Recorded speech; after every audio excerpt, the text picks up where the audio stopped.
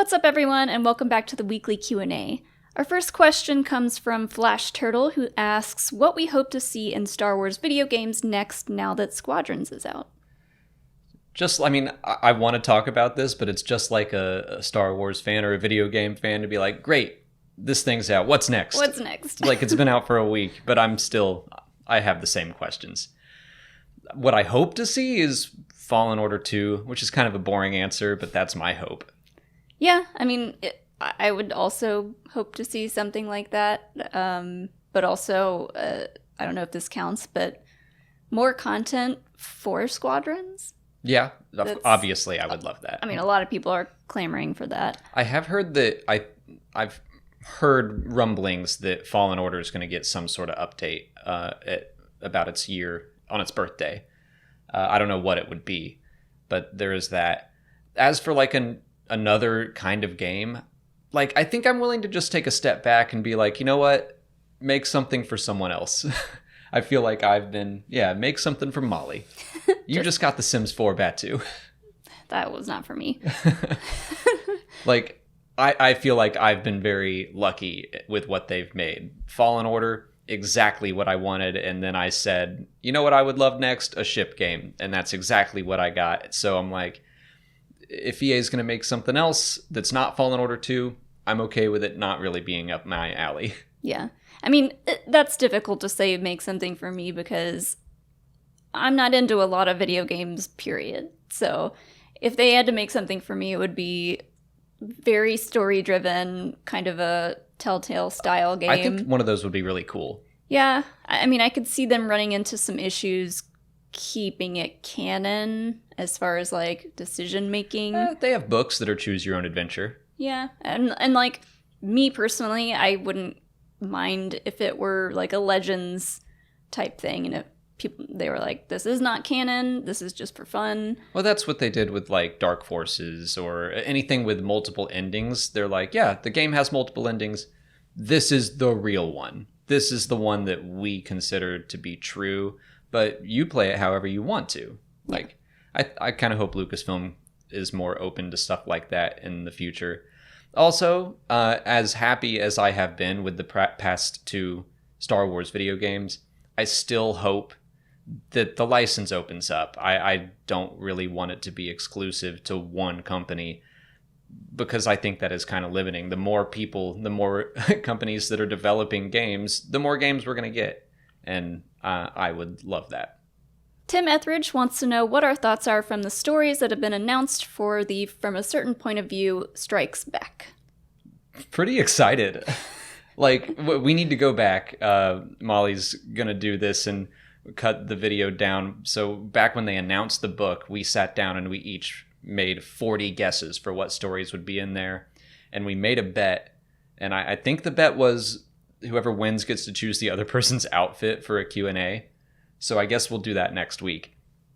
We haven't tallied up and figured out who won the bet yet. So. We will do that and make it public. But I was kind of thrilled with a lot of the weird throwaway ones that we mentioned. Like the goal was to try to get a little outside of the box with our guesses, and we made some weird guesses, and then some of them came true. Yeah. Like you said the person who like had to cook that dinner and set the table. The person setting the table on Cloud City, like that guy made all that food, or gal or person, whoever that was, made all that food, and then what?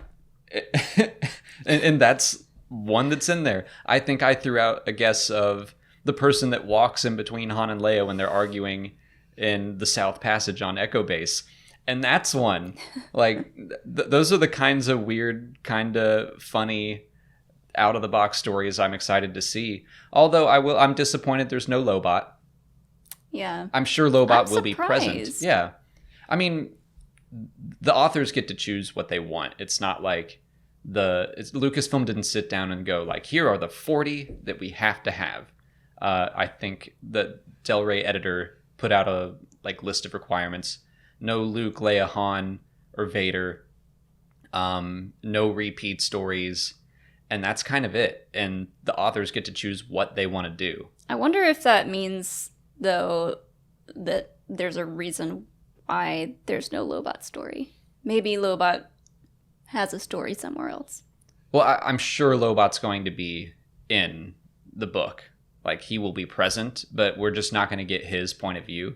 Which, to me, that's probably the one, if I were a capable writer, that might be who I would choose, because he doesn't talk in the movie. Like, he can't talk. So it would be interesting to hear his inner thoughts, his battling with his cybernetic enhancements. Like, that I think would have been a lot of fun to play with. I'm disappointed that we didn't get a Lobot story, but for the most part, I was really happy reading the list that we did get. What if we did get a Lobot story and it was just like 10 pages of ones and zeros? You know, I would like that. That would actually be funny. You'd just be like, but then if someone took the time to write it all out in binary, like it actually is a story, oh, that'd be cool. That I would think that'd be cool. Most people would probably find that very annoying. But yeah, I'm really happy with the list that they put out.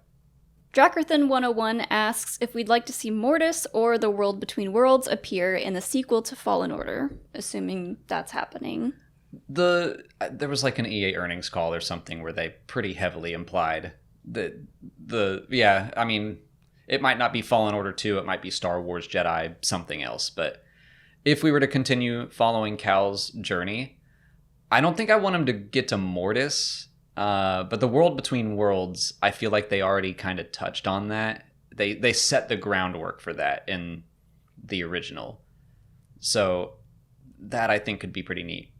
Yeah, I agree. I think Mortis would be... I don't know, it feels a little bit out of place to put that in a video game. It's also just too high level, I think. Like that feels like it's appropriate for the Skywalkers, chosen ones, whatever you want to call them. I don't know that Cal fits that bill. Yeah. I don't want everyone to be like, hi, I'm a Star Wars main character and I got to go to Mortis too. Like, they get a t-shirt. Yeah. I went to Mortis and all I got was this crappy t-shirt. Yeah, because everyone there is dead. There's just like a random t-shirt stand. But the World Between Worlds, like now I'm thinking about it right now. And what if you got stranded somewhere?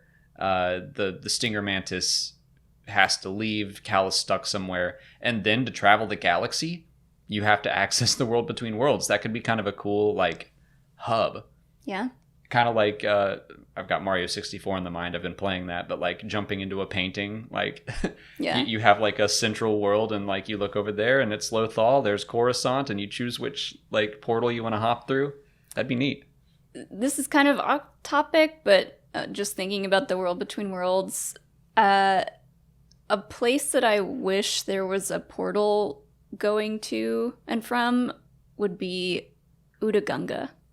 Wouldn't it be cool to like go to the World Between Worlds and then go to Gunga City? I think that'd be cool. Like, and that would make sense to me. It feels like a very balanced place to live, one with nature, like surrounded by ocean life.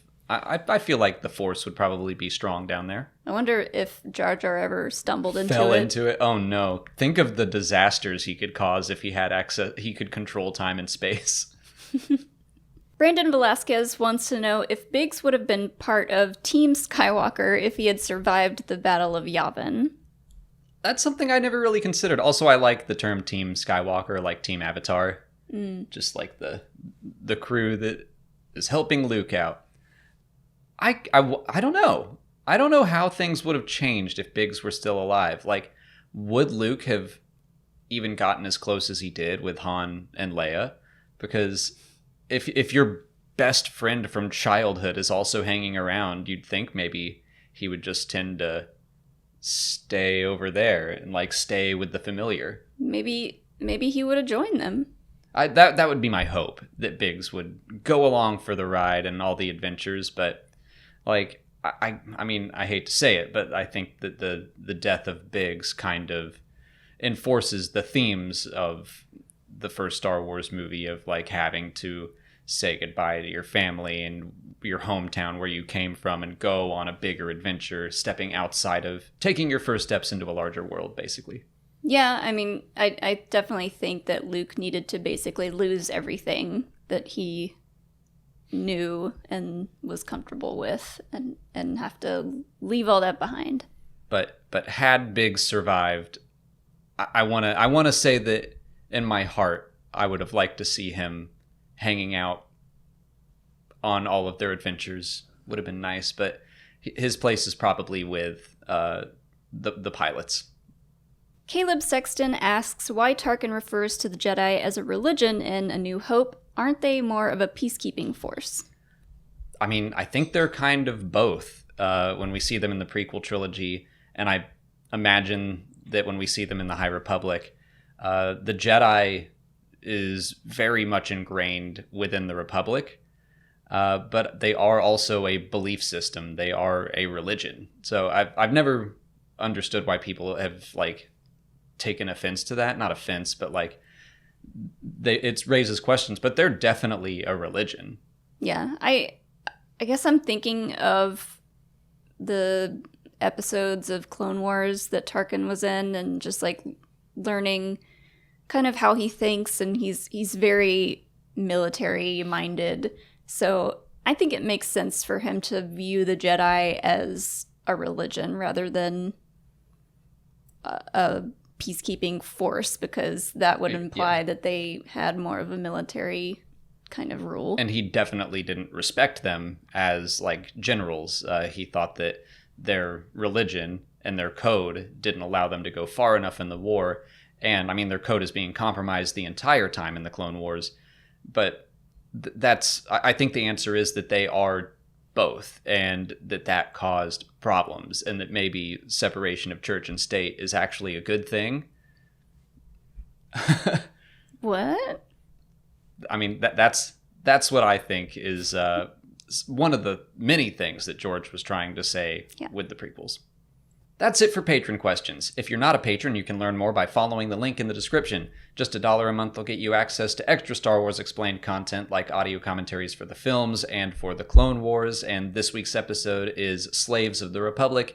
And we also did a behind-the-scenes video of me shaving down to the mustache last week, so you can see that some people were excited about seeing that.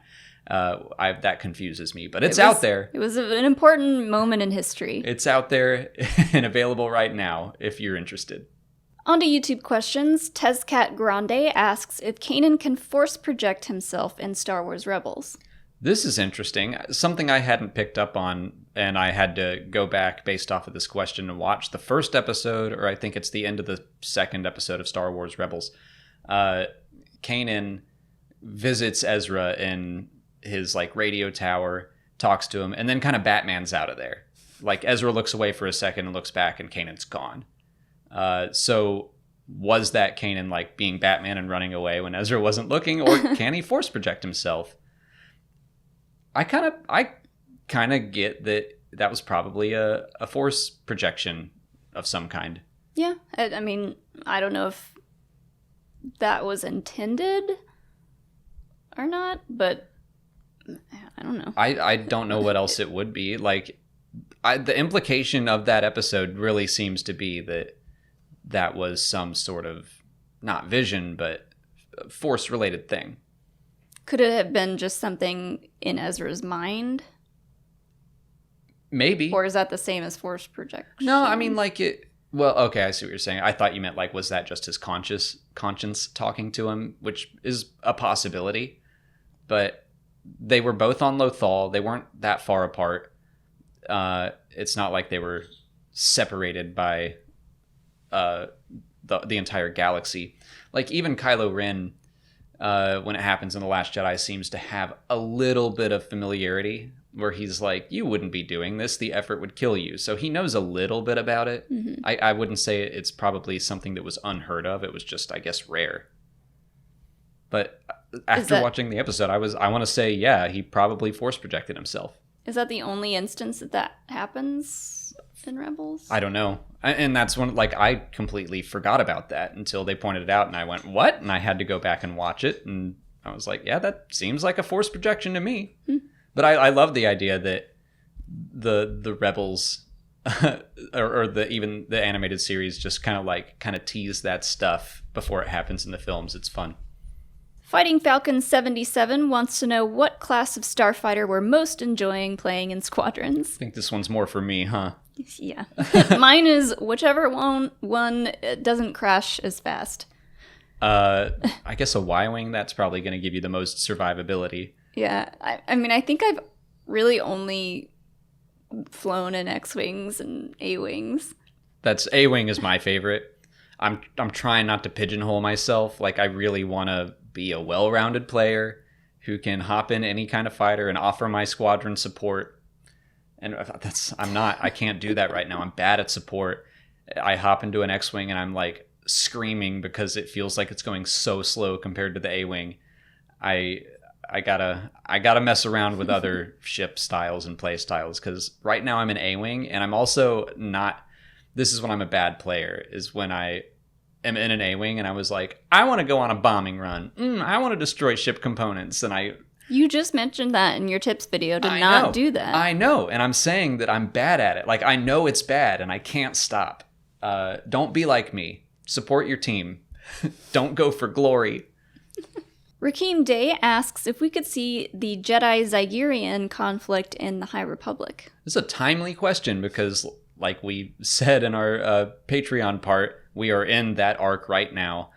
I believe in the first episode, the Zygerian bad guy mentions that their empire was strong a lot longer ago. Like, I want to say he said 1,000 or thousands of years ago.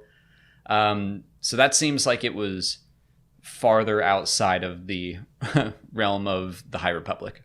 Yeah, I don't really see this storyline coming up in the High Republic. I feel like it's just going to be a lot of new stuff. Yeah, it sounds like the Nile are going to be the focus, which was even teased in one of this week's past comics, Star Wars number 7. They're up in the Nile. That's who they keep talking about. I won't say that there won't be Zygerians. That would still be interesting. Yeah. If they tried to use that chaos to rise to power again. It would certainly be a cool nod to that arc. But from what I recall, I believe they were in power well before the High Republic. Alphonse Collado wants to know what happened to Thane and Sienna from Lost Stars. We don't know. We have no idea. Hopefully we find out someday. I figured we could speculate or just hope. What do we hope happened to them? I mean, I hope that they lived happily ever after. Same. That's. I hope those crazy kids got to settle down somewhere. I think that's probably likely. Mon Mothma, I think it was in Last Shot, that book mentions that Mon Mothma kind of issued some blanket pardons for some of the, not the like top ranking Imperials, but I don't know, Sienna was she was in charge of a Star Destroyer at the end there. But I still think that with Thane vouching for her, maybe they got to be happy. Yeah. I don't know. I just imagine that they're off, settled down somewhere. Someone needs to live happily ever after. Yes. It can be Thane and Sienna. Christopher Helton asks how Mandalorians feel about Maul. Do they regret his part in their history, or do they see him as their leader? I think most Mandalorians were probably just not a part of all that. They were just caught up in this power struggle. I think Death Watch, they were probably split down the middle. I doubt people like Gar Saxon regretted much. Yeah, I mean, I don't see most Mandalorians thinking either way. I think most Mandalorians would have been like Bo-Katan. They would have been like, who's this guy? Why are we following him? No, Yeah. Thank you. Yeah. That's what I think. But most Mandalorians didn't have the power. They weren't controlling the planet at the time. Maul had enough power to just like forcibly take what he wanted. He had the half of the Death Watch on his side. I think most Mandalorians were just like, no, that was like a weird week in our history that we just kind of brush aside. Yeah, I mean, there could be a handful of Mandalorians that maybe like worked in proximity of Death Watch and were like, oh yeah, that Maul guy, he was Bad News Bears. That's all the time we have for questions today. If you want to leave a question for next week's video, just put it in the comments below or sign up for Patreon to join our weekly Q&A discussion.